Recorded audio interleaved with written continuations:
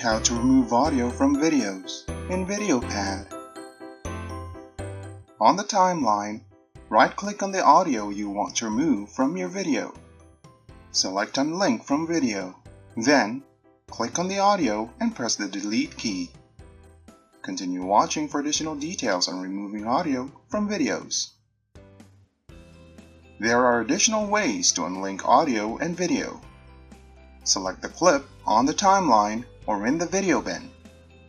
Then, click the Unlink button in the bottom right of the clip preview menu. Press Delete on a selected audio clip to remove it from the timeline or the audio bin. You can also right-click on a video in the video bin or on the timeline and select Unlink from video.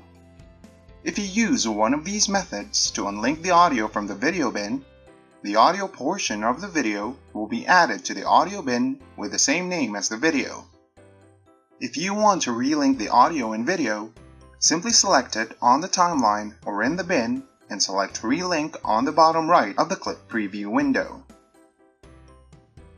For more VideoPad tutorials, visit the address shown on your screen.